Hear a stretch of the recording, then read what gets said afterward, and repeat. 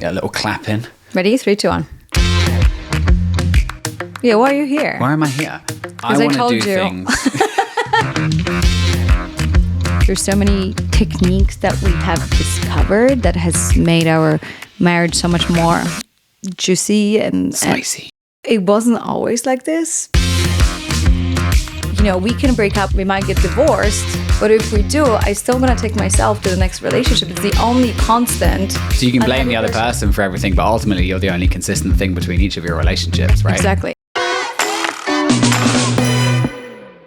We're here. We're here, Aggie, Jacob, and Peanut Butter. If you hear the pitter patter in the background, that is our cockapoo just wagging his tail. As we know, cockapoos are humans trapped in dogs' bodies. So, Yes. you know, if he is around, it's because he cares and he wants to be involved. Exactly. Why are we even here? Like, why are we doing here? this?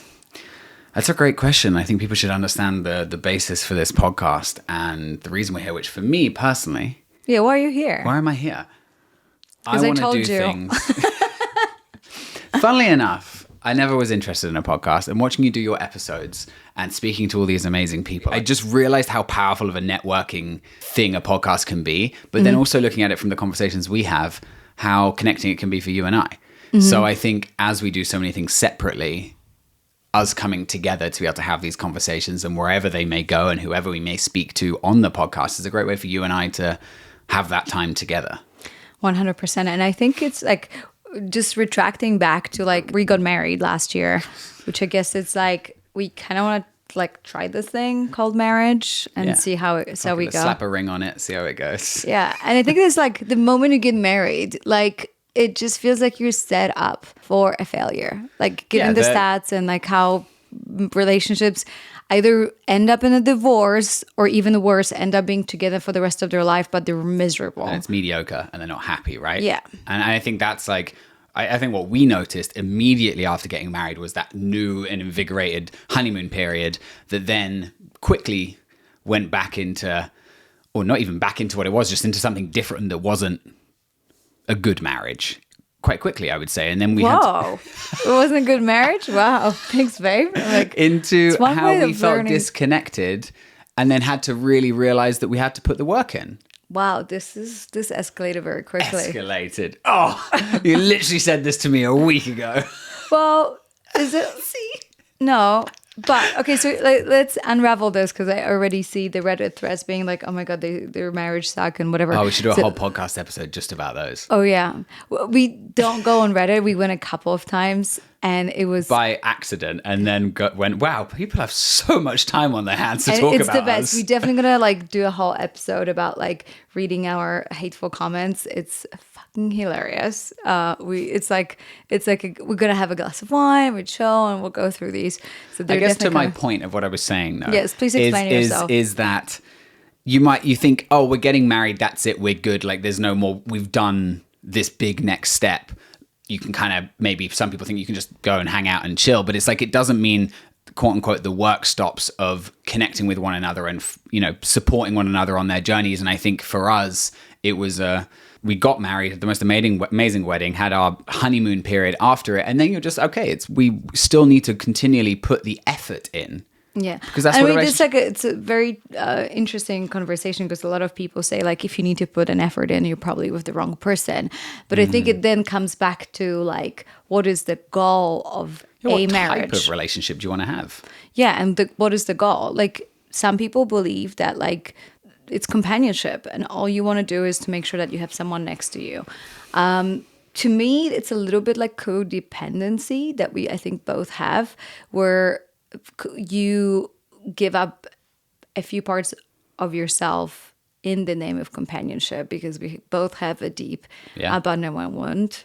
Abandonment wounds. Yes. Fuck yeah. So together... We're working on it. Yeah, we're No, but we both have that. So we both give up parts of ourselves to like please the other person. And we realize, well, that isn't true love. If I truly, truly loved you, I would want you to live to your fullest expression.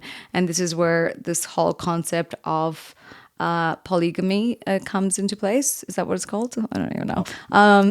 We do it so much that I don't even know how to pronounce it. And the truth is like, that's the idea of love. And a lot of times it's just like, it isn't love, you know? And we're just learning to understand what true love really is. And I'm here to be your buddy in your healing journey and you stepping into your fullest expression and your fullest power.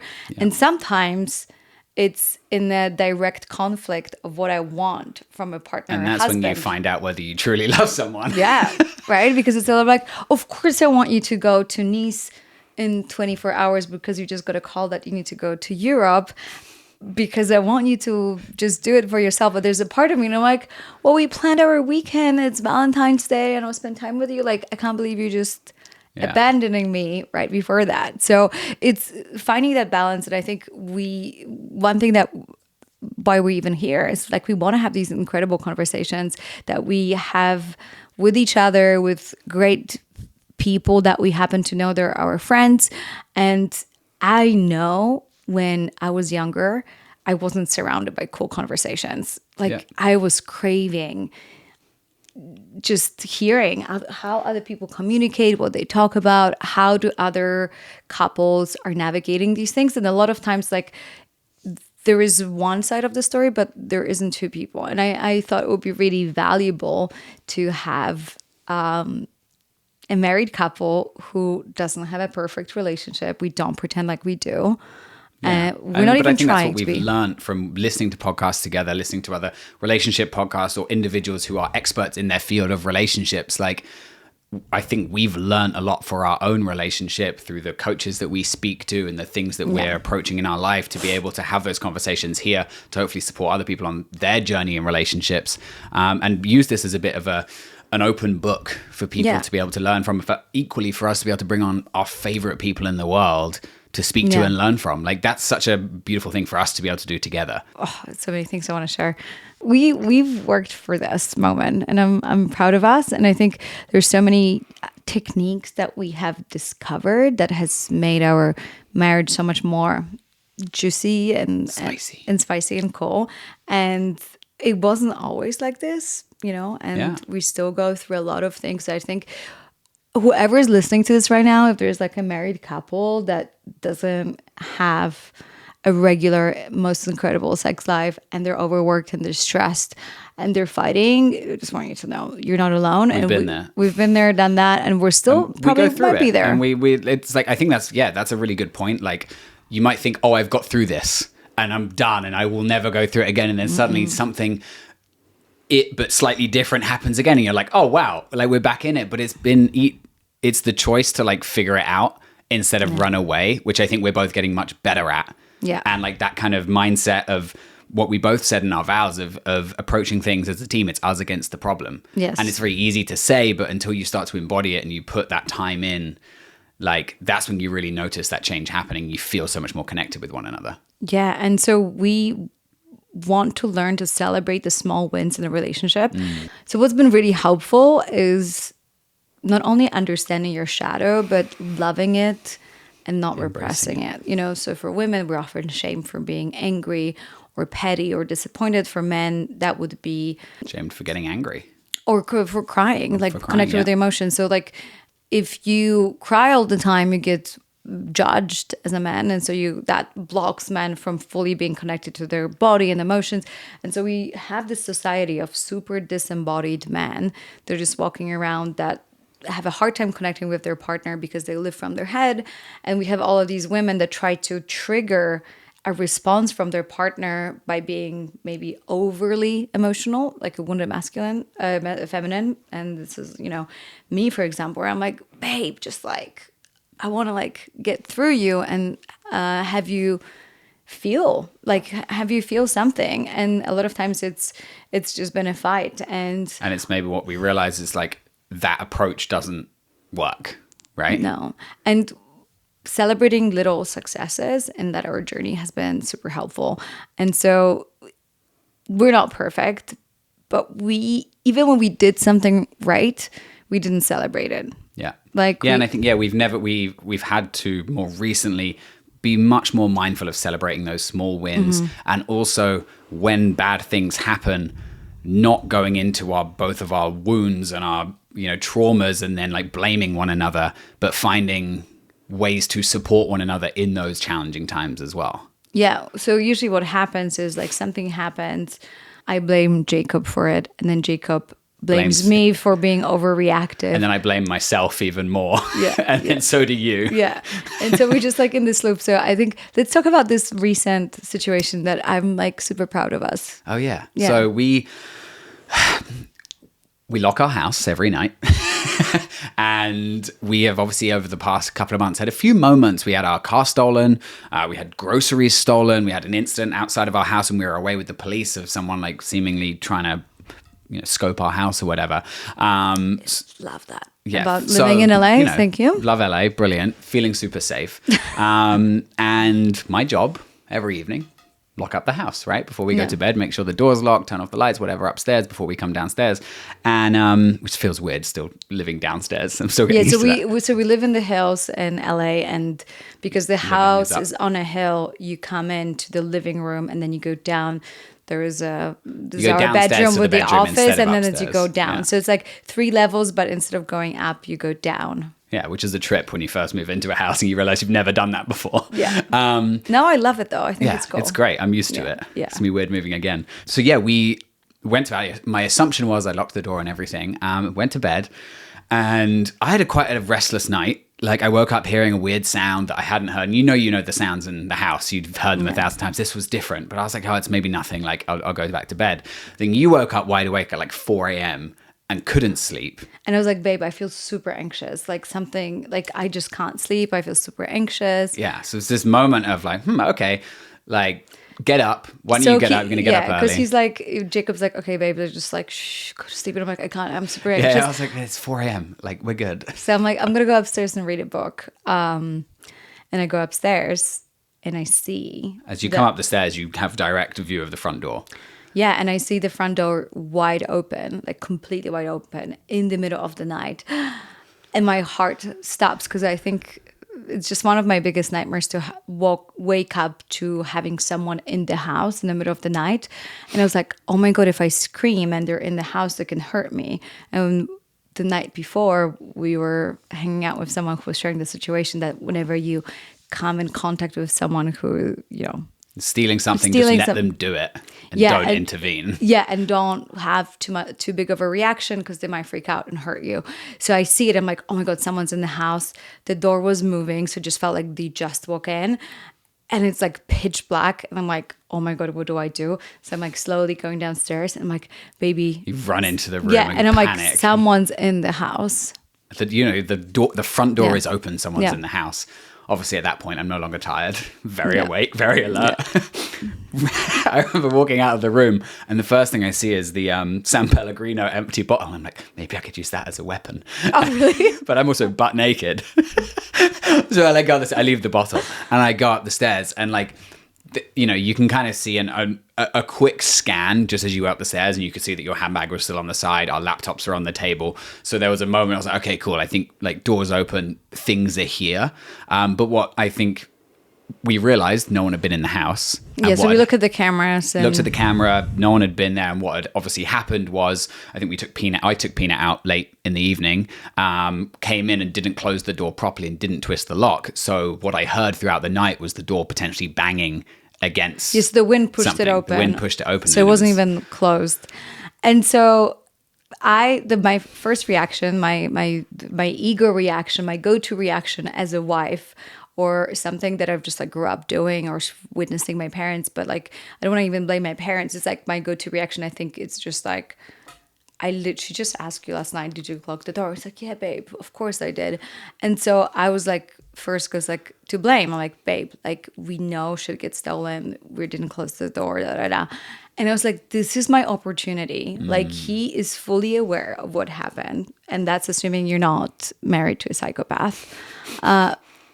And this isn't the moment to blame your husband. Like you can wait a couple of hours when you're just like more regulated to be like, hey, so in hindsight, what can we do to make sure we have a system that we actually make sure that we lock the door and use our alarm and all the things. But at that point, I was like, there's no point. Like my heart is racing like crazy. I don't want to go into blaming, not because he doesn't deserve to be blamed. That's true. Like he doesn't, or like he's not in the wrong. It's just because of I don't want to be the person that is looking for faults, like The Gap, right? One of the best books out there for business, Gap and the Gain. You either live in the gain or you live in a gap. And gap is always finding something that could have been better. Well, you find something wrong. You find something that could have been better. You find something that's not good enough. Yeah. Right. Which is very much type A personality, perfectionist, little self-worth.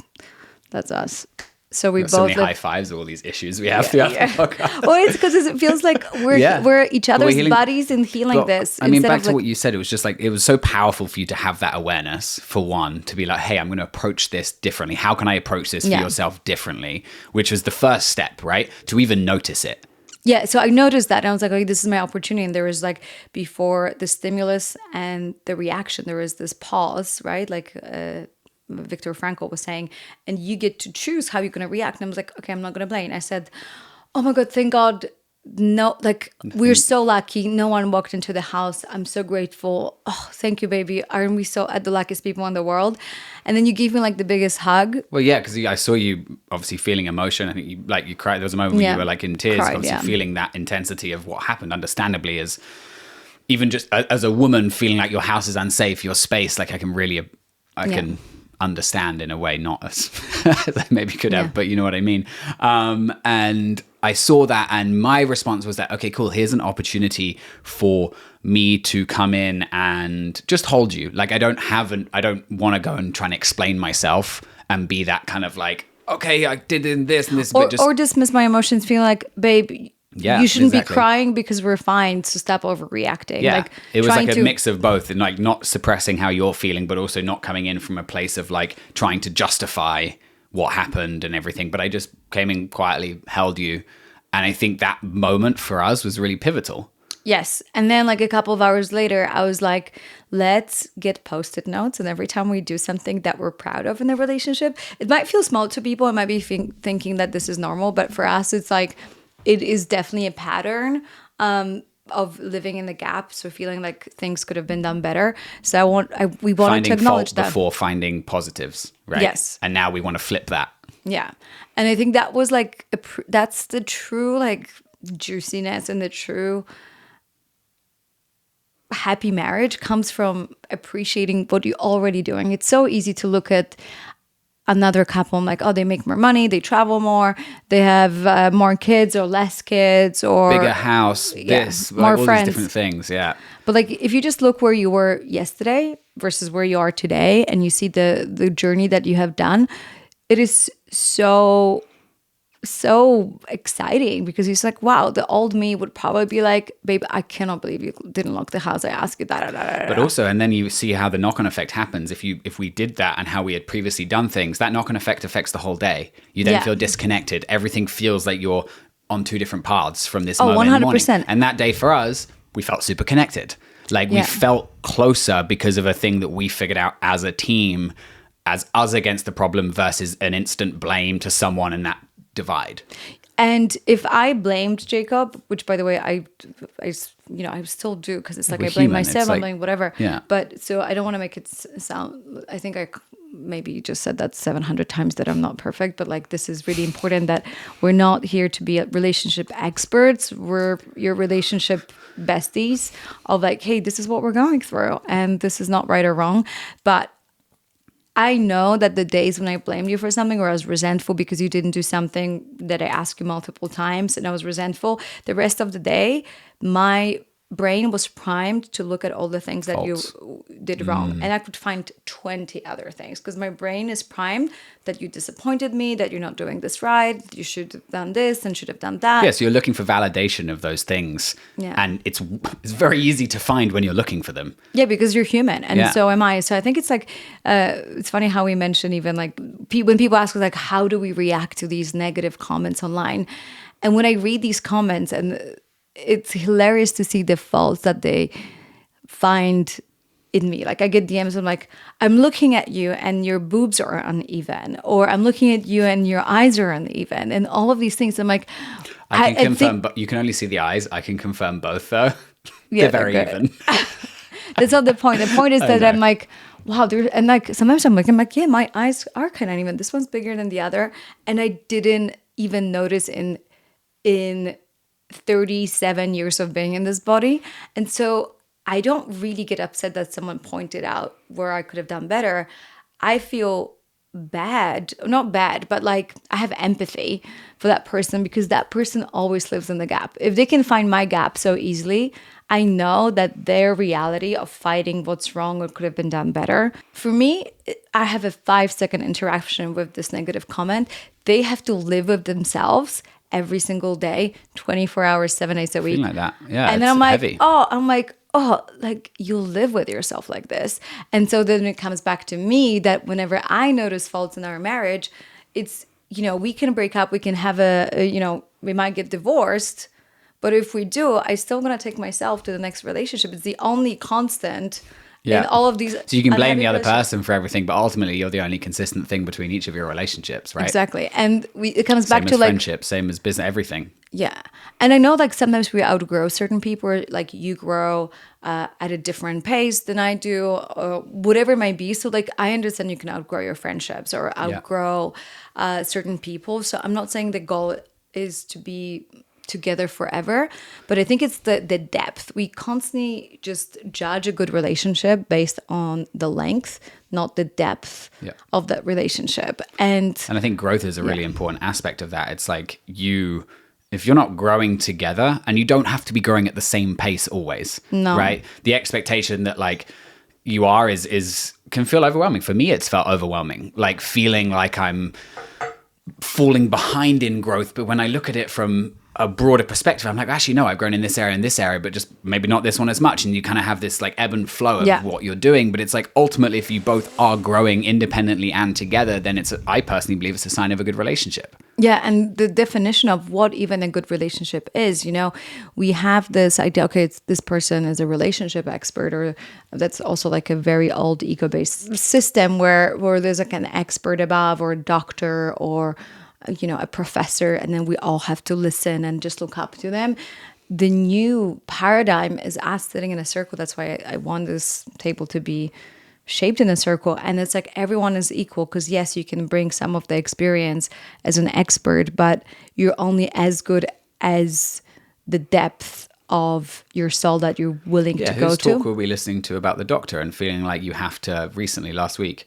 And the conversation around how like traditionally, like you go to a doctor, they tell you what to do and you listen and you do that, instead of it being a conversation around you sharing your symptoms, for example, in this context of the talk we were listening to, sharing that, offering advice, figuring out the pieces and having it as a discussion versus I know best, you do this. Yes. Right? And that's like, this system is crumbling. And I think we crave just more of a conversation, more of a dialogue than a monologue.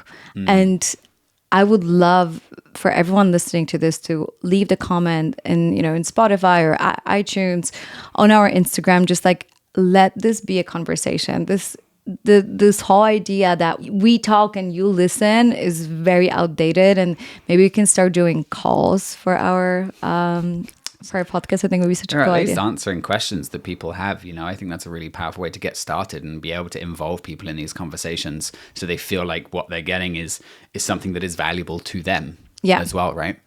Yes, I think it would be really cool. And I think it's just like, what's super interesting is that we should not make a decision on our health or on our relationship based on what other person is telling us. Every time I listen to someone share something, it just allows me to reflect and make that decision for myself. Every time I listen to someone and just like blindly follow their advice, it never really worked. But when you just express how you feel, and others listening to that is like, that's super interesting. Let me just talk to my partner about it. How do we feel about that? Yeah. And that's what I would love for us to just like dive in deeper.